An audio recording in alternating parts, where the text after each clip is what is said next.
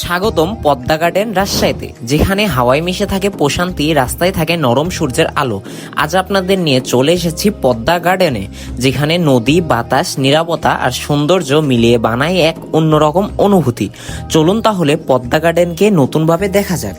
Hello everyone, আজকের ভিডিওটা তাদের জন্য যারা একাকী সময়, ফ্রেন্ড সার্কেল বা ফ্যামিলি নিয়ে সুন্দর একটি বিকালের টাইম স্পেন্ড করতে চান সুন্দর প্রাকৃতিক পরিবেশে। সেখানে আজকে আপনাদের নিয়ে যাব। আমরা আজকে চলে আসছি রাজশাহীর পদ্মা গার্ডেন, যেখানে আসলে আপনাদের মন মাইন্ড অটোমেটিক রিফ্রেশ লাগবে, বিকজ এখানকার প্রাকৃতিক পরিবেশ, মনোরম দৃশ্য আপনাদের মনকে প্রফুল্ল করে তুলবে। মেইনলি আমি যখনই রাজশাহী শহরে আসি তখনই আমি এই পদ্মা গার্ডেনে আসি, বিকজ এখানকার মনোরম পরিবেশ, শান্তিময় পরিবেশ আপনাকে মুগ্ধ করবেই।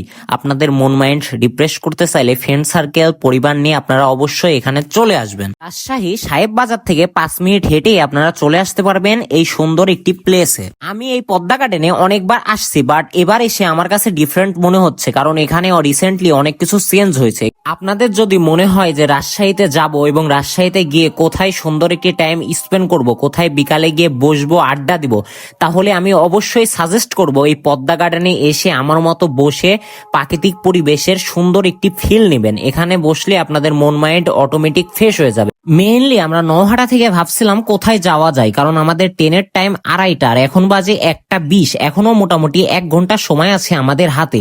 এজন্য ভাবছিলাম কোথায় যাওয়া যায়, এই জন্য মেইনলি চলে আসলাম পদ্মা গার্ডেনে। আসলে রাজশাহী শহরের সবকিছুই সুন্দর। বাংলাদেশের 8টি বিভাগের মধ্যে সবচেয়ে পরিষ্কার, পরিচ্ছন্ন, সুন্দর, গোছালো একটি বিভাগ হচ্ছে রাজশাহী বিভাগ।